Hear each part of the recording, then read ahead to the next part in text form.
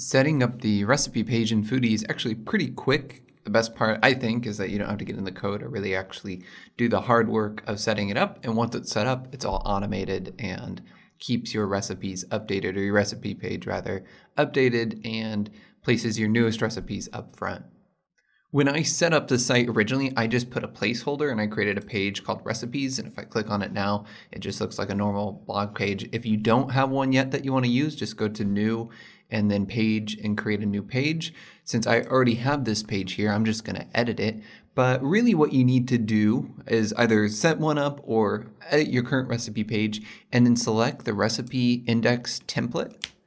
And then if you update this page or create it, and then we go check it out, it still technically looks the same, but what I've really done is allowed Foodie permission to use two widgets in this area. So now there's a recipe top widget and a recipe bottom widget, and that's what we'll actually use to build a recipe index. Now that my page is done, let's go into our dashboard and then appearance and widgets. I'll close this up, but as you see, there is a recipe top area and a recipe bottom area. To set this up as the demo displayed, it used some categorization and other options that are up here. So if you'd like to do that, it's pretty quick and easy. You can do categories and, we'll set up this one first. You can change the title if you want, otherwise it'll just display as categories. I would click display as a drop down and then just save it. And then I think the second one was a date, which is under... Oh, it's actually under archives, and then we'll do by date. So we'll do this display as a drop down as well. And then one cool functionality, or it does look slick because it's built in, is to use search. So we'll put search in right here, and we have more or less set up the top part of our recipe page. To go test it out, I'm going to go check out my recipe page. And again, if you don't have it in your menu right here, you can edit that under appearance and menus. I think I mentioned it in initially setting up the site.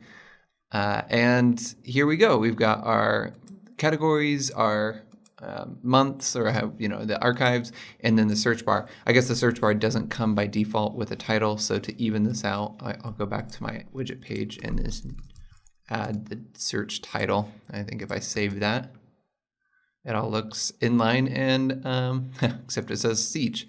But you get the idea that we can easily edit this or add that or change those around, move those. You could do something totally different if you'd like, which is you could use another category there or something like that. But that's setting up the top and you're more or less ready to go there.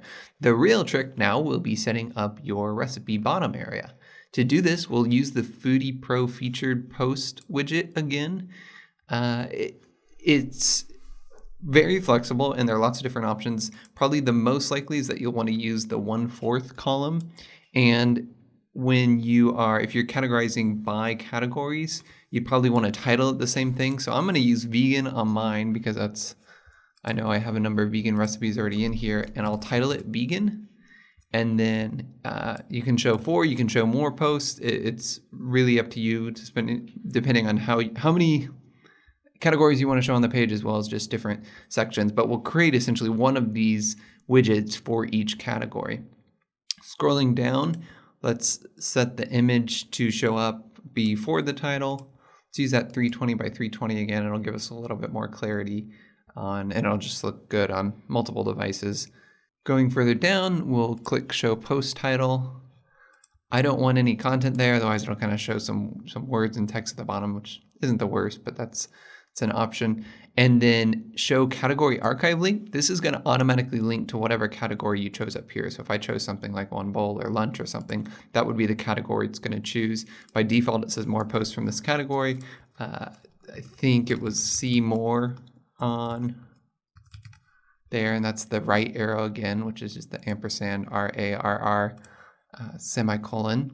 If you click save and we go back and refresh our page now, I've got my vegan section set up. Quick, easy add. If I want to change this to 8 posts or something like that, I can do the same. And then I refresh and I've got more showing up. Now, as you can see on these two, as I've mentioned before, you need to have a featured image set up for that image to show up. So if you're not seeing an image here, you probably need to open your post, go to it, edit it, and I'll go ahead and quickly do it. Set your featured image. And that will allow Foodie to know exactly which image to pull and place there to highlight your recipe. So now if I refresh my recipe page, I've got an image there. So I need to do that one for this one, or potentially all of my images. The next thing I'll mention, if I click the See More link, it takes me from my recipe page to a category page, which you can see because it's defined under category and then vegan. This is that same setup that I was talking about on your homepage. If you set up a homepage or a pagination on your homepage, this will be displayed the exact same way.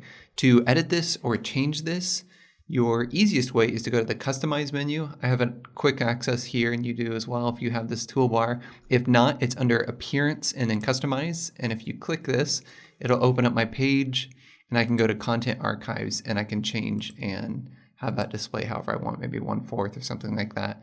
And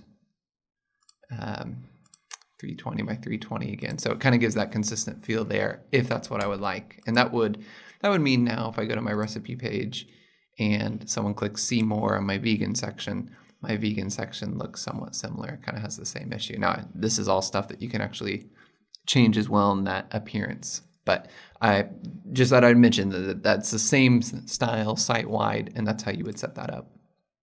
So just to quickly do another, if I wanted to add another category under here, I would just pull a new Foodie Pro featured post widget.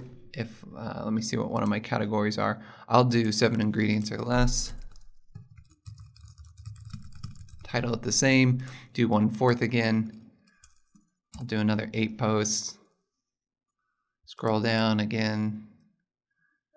Before title, 320 by 320. Show post title, no content. See more. If I save that, now I've got my 7 ingredients or less. Again, none of these actually have featured posts or featured images set up on them, but that's all I'd really need to do to change that.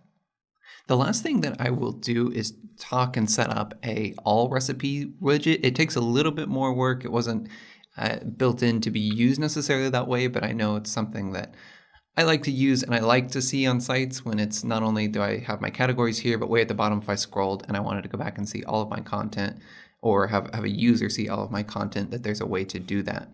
I can still use the featured Foodie Pro featured post widget and just include all categories here. So I'm going to do that first and say all recipes.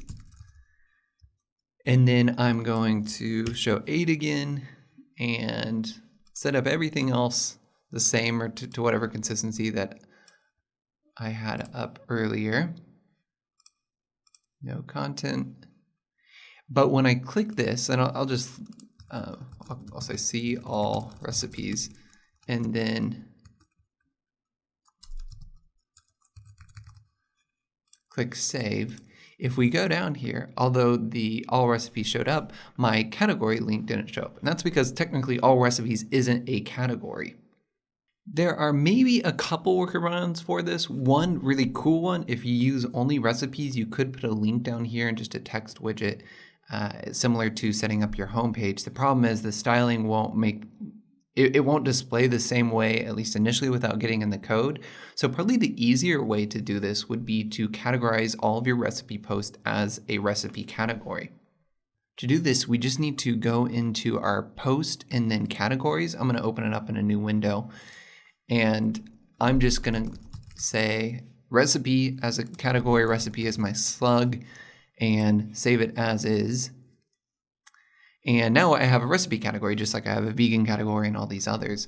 And if I go back to all my posts, and since all of my posts on here, I guess this one isn't, are recipes, I'll click them all or check them all. And under my bulk actions, I will just click edit and then apply. And I will be able to apply the recipe category to all of them. Now, if I click update, I have 19 posts added. I would need to do this for all the posts on my site and moving forward, every time I write a recipe post, make sure to include that category. But now if we go back and on our widget page, I'm going to click save just to make sure it's there. If I change it from all categories, I technically now have a recipe category. And so if I change it there, it's still, my title can still be all recipes. I just need to change the category definition. I've got all recipes, and then I've got a see all recipes link. So I think that's the most slick way. It makes the styling identical. You get that same link, you get the category functionality. So now if I click this, you see my site /category /recipe, and I'd be able to navigate every recipe on my site. So that's, in my opinion, probably the best way to do that and get that set up, as well as still give you that functionality of categorizing all of your recipes. Other than that, you're pretty much set up. This is a slick looking recipe page. It's amazing how quick you can set it up, as well as how nice it is that it is automatically populated and updated as you add recipes that fit into certain categories and otherwise. And I think one of the biggest features of Foodie.